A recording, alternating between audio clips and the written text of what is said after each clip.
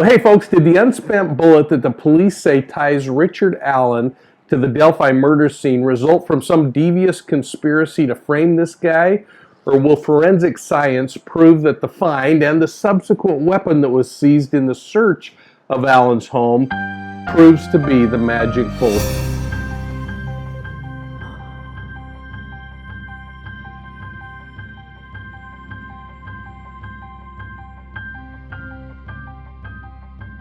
Hello everybody and welcome to Profiling Evil. I'm here in Orlando, Florida for CrimeCon, and I spent the evening last night on Court TV talking about the Delphi murder case. Now I hope if you're wandering around this conference center that you'll stop me and say hello, and let's make sure we take a picture together or something. But please take a moment, hit that like and subscribe button so that you're getting all of our videos when we release them. Now let's jump into a few pieces of evidence surrounding the murder charges that are facing Richard Allen in Delphi, Indiana. To me, the most interesting pieces of the discussion from last night's Court TV surrounded around the science of ballistics, forensic examination, or this analysis of weapons and ammunition. And before we get to that, I want to share a few comments that I had with Vinny regarding some of the other possible pieces of evidence that are available in this case. Now, Vinny asked if it was possible that there could be additional digital evidence on Allen's mobile device. And if you remember, he indicated that he was walking along that Monon Bridge trail system, checking his stocks on his phone. And, you know, keep in mind that as I respond, the internet here at the Marriott is really crummy, so there's a little bit of soft spots and some blotchiness in the conversation. But please be patient as we talk through these things and listen to this exchange. Mike King, we've watched so many trials together and cases and investigations. Do you think this time can be nailed down? I thought I remembered that he was checking his stocks or something, so he must have had his phone with him when he's the trail. If he did, Mike, would we be able to, when I say we, I mean investigators, be able to figure out where he was and when he was there through some phone data records? Yeah, absolutely. And I guess that's kind of the thing that we hope might be some of those items that are in the investigative quill, because if they do have his records, they can go back and they can collect that wall log that we've talked about a little bit lately, and that wall log would show some indications of searches that have gone on. And I'll tell you what, I really appreciate the discussion so far, because that's what this thing's going to really boil down to. This guy puts himself down in that area. He is seen down in that area. There's video to suggest he's down in that area. And then, of course, the ideas around what was gathered in that search warrant, if that makes it to court, I think is going to be really challenging for the defense to get past. Well, Vinny then brought up parts of the investigator's statement in that petition for the search warrant of Richard Allen's property, where he stated that witnesses saw Allen walking along the trail. The testimony of those witnesses is really interesting to me, and it brings into view the challenge that I often talk about in looking at eyewitness accounts. In fact, I want to just play a little segment from one of my videos from the Academy series where I talk about eyewitness. Now let's talk about eyewitnesses as a form of evidence. Many people believe that eyewitness accounts are the most valuable form of evidence out there. Well, this is not the case. Eyewitness accounts can be influenced by so many things, including environment, lighting, life experiences, or our personal biases. I like to use an example from my days in the police academy. The year was 1980. And I was sitting in a classroom with other recruits in my academy class. We'd just returned from lunch and we were sitting in a terribly dry presentation on the law. Most of us were having a hard time staying awake. Suddenly, the door flung open and a masked man entered the classroom, firing 3 shots toward the instructor, who fell to the ground. The entire encounter lasted less than 5 seconds and the intruder was gone. Before my classmates and I could even compose ourselves, the instructor sprang to his feet, announcing that the shooting was a simulation, only a drill. He then instructed us to write down everything we could remember about the shooting. What did the shooter look like? What kind of weapon was he firing? How many shots were fired? Well, in the end, he gathered our responses and then asked us to defend our memories. The answers he got might astound you. Of the 20 plus recruits in my class, we ended up with almost 20 different descriptions of the shooter, the weapon, and the circumstance. How on earth is that possible? Well, eyewitness accounts can be complicated by many factors such as lighting, distance, the quality of our eyesight, life experiences, and our personal prejudices. As an example, I want you to answer this question. What color is a light blue 2018 Chevrolet four-door when it's sitting under a streetlight at 2 o'clock in the morning? Now, as you're thinking about this, take into account that we don't know the lighting, the weather, or the environmental conditions. Now, some of you might say, well, it would be white, silver. Others may say gray. Well, it's a trick question, folks. It's still a light blue 2018 Chevrolet four-door sitting under a streetlight at 2 o'clock in the morning. It is still light blue. Now, while simplistic in nature, imagine how this piece of incorrect information, based on our interpretation, could take an investigation in the wrong direction. Well, now let's catch my comments on Court TV last night with Vinnie Politan in this regard of eyewitness accounts. More eyewitness stuff. This is from the defense memorandum. A witness observed a man on a bridge that Liggett claimed was Richard Allen. February 2017, the witness description to a sketch artist, the man on the Monon High Bridge at 2 p.m. on February 13th, 2017, that's the date, was white, age 20, brown curly hair, medium build. This is the sketch that I call, young Justin Timberlake. That's what I see when I look at this. Mike King, are you concerned about that? That is not Richard Allen. That is, if they arrested Justin Timberlake, I'd say, okay, that's not Richard Allen. Yeah, eyewitnesses always spooked me, Vinny, because they are influenced by their own prejudices, their past experiences, and lighting and so many other things. I think it's really one of the least reliable forms of evidence out there. And then trying to get what you're envisioning into the pen of an artist, sometimes it's almost comical to see some of the sketches that come out of police departments. Yeah. She only used the word muddy to describe the man she observed on 300 North in her 2017 interview. Mike King, this was a big, I remember when we had the first thing that was unsealed and we said, muddied and bloodied, muddied and bloodied. They're alleging no blood now. Yeah, and it goes right back to the same thing we've been talking about, the reliability of an eyewitness and the possibility that there could have been several people out there, which certainly fits a narrative that the defense is starting to pose here. But again, I think this thing has to be continually brought back to the things that we kind of know. It kind of is a spooky term, but we kind of know that for some reason or another, Richard Allen wanted to say, hey, police, I was down there. Was he doing that because it was damage control and he thought he was in trouble, or was he being a good citizen? We've got to be able to understand people to say, I saw him. And then, of course, this is going to boil down to the evidence, and this is why this whole thing is so important right now. And this document is so important, because if they can keep out that search warrant, then the coat, the car, the interior, the bullet, everything is out the window, and in a state that requires everybody to agree that he's guilty, that thing's over. All right, it's crucial. Now, the magic bullet, the smoking gun. Vinny asked me about my thoughts on the value of the forensic examination that purports to tie Richard Allen to the weapon, and that weapon to the bullet that was recovered just a few feet from the victims in the Delphi murder case. I didn't pull any punches last night in how important I think the examination and the results are going to be in this case.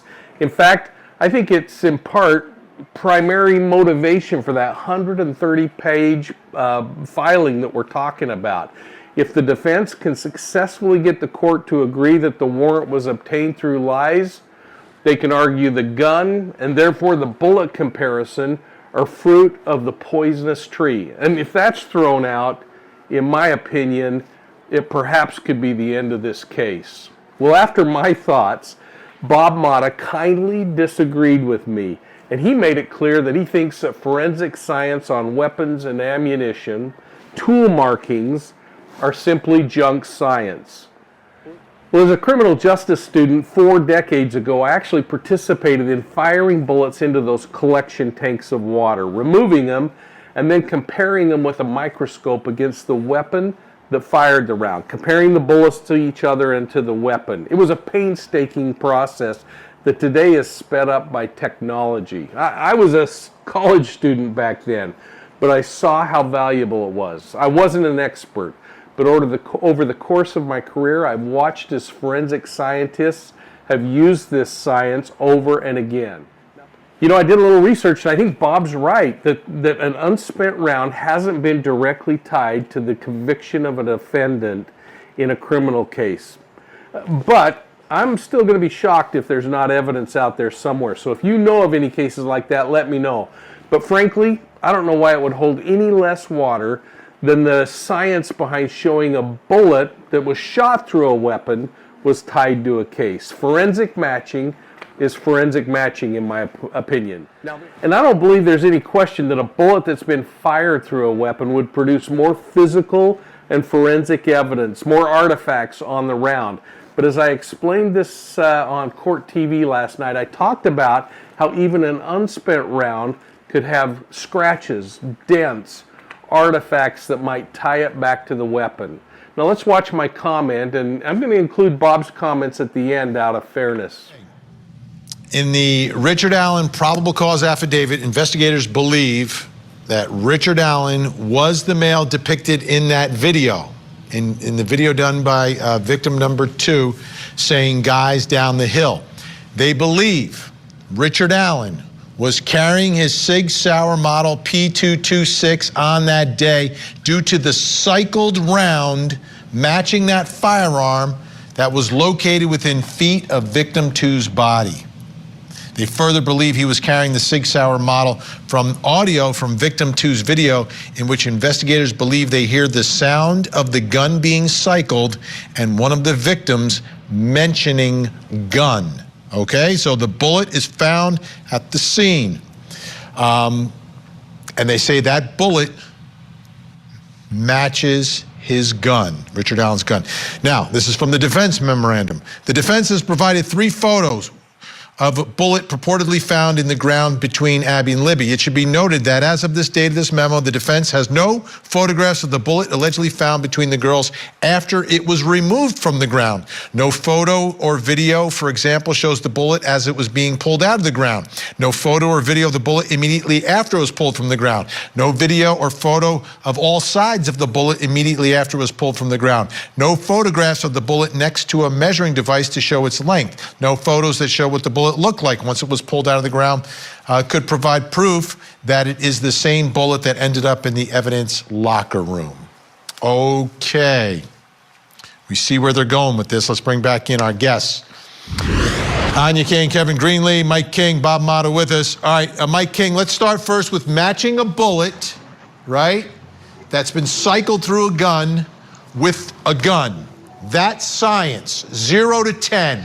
10 being DNA, 0 being a drunk eyewitness who's not wearing their glasses, okay? How trustworthy, how significant is that analysis, 0 to 10, in your eyes?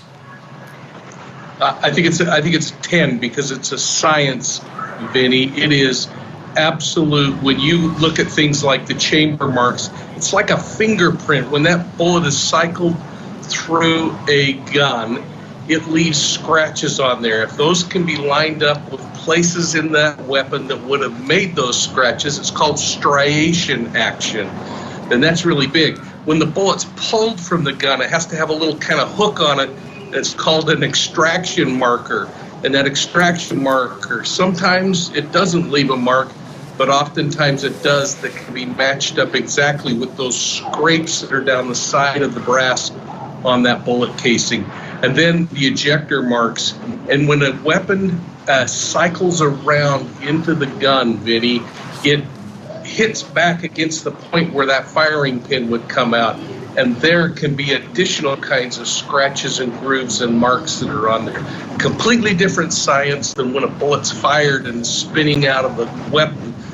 And that action created by the little lands and grooves in the gun create specific kinds of marks, but you don't need that when it comes to the casing itself.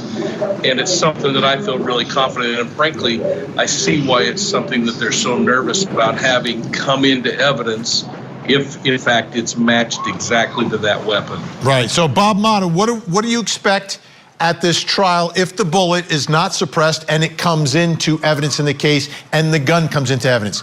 Will they have an expert that says, no, it's not a match? Or will they have to go down the road of this was a police conspiracy and they framed him? They framed him. They got some bullet that matched and they planted it. That's why we don't have any of these photos.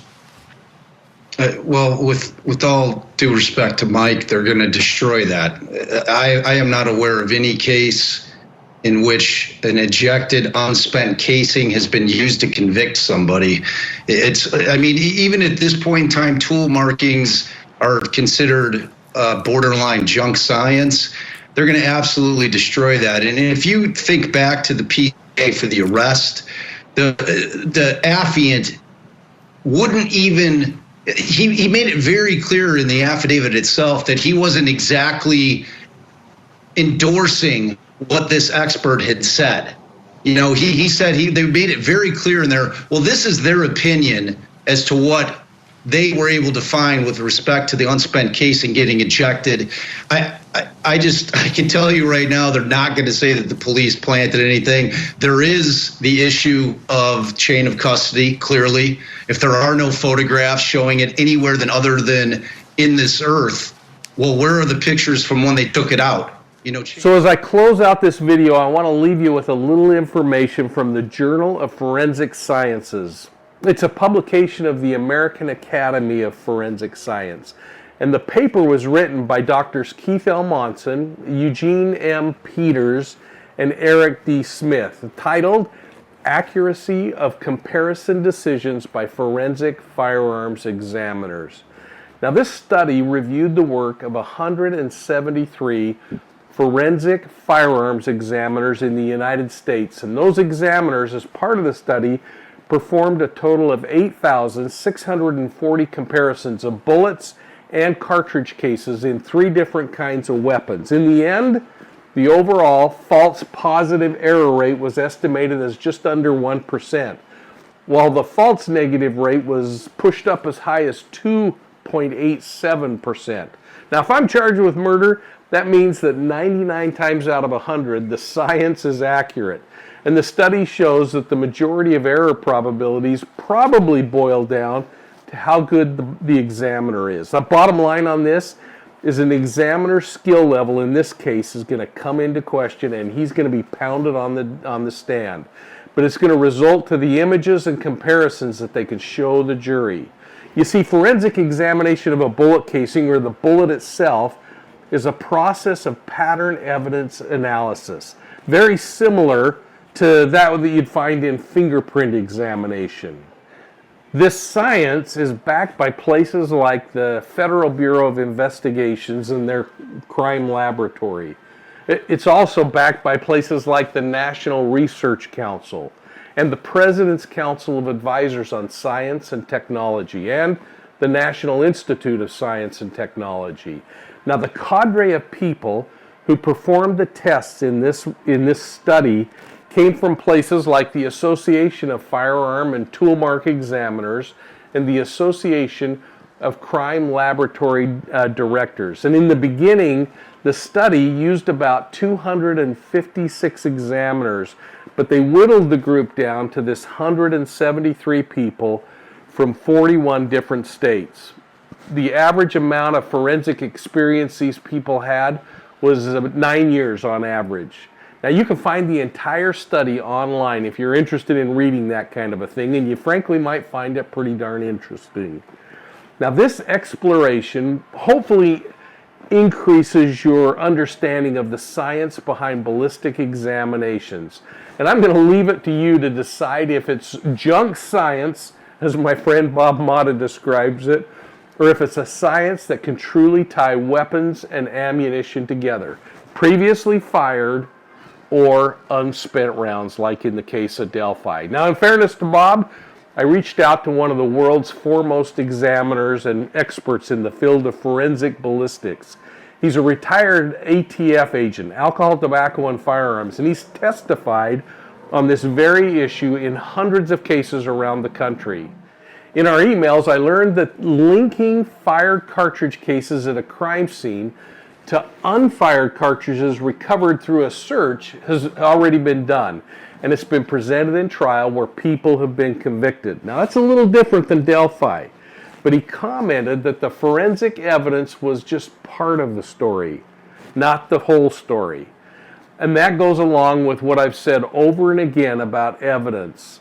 A good criminal case is built on multiple forms of evidence, not just a single form like eyewitness or even forensics in this case. Now, this expert that I spoke with confirmed Bob's commitment that the reliability of firearm identification has been challenged significantly lately. And there are a bucket load of non-forensic science scientists who don't believe that it's sufficiently reliable. My buddy then remarked that his side of the discussion, those scientists certainly believe otherwise. So what are your thoughts on this one, folks? I mean, do you think this is junk science? If the court determines the search of Richard Allen's home was legal and they allow the bullet comparison in, will it, when joined by all the other evidence that seems to suggest Richard Allen was the bridge guy, would that push you over the top in deciding whether or not he's responsible for the deaths of Abigail Williams and Libby German? I'm going to be watching for your answers down below, and I want to thank you for supporting Profiling Evil. I hope you'll check us out on Facebook, Instagram, and Twitter, and of course here on YouTube. And don't forget to say hello if you're down here in Orlando, Florida at CrimeCom. Make sure you're checking out Profiling Evil podcasts, and I want to thank you once again for your support of Profiling Evil. We'll see you all soon at the next crime scene.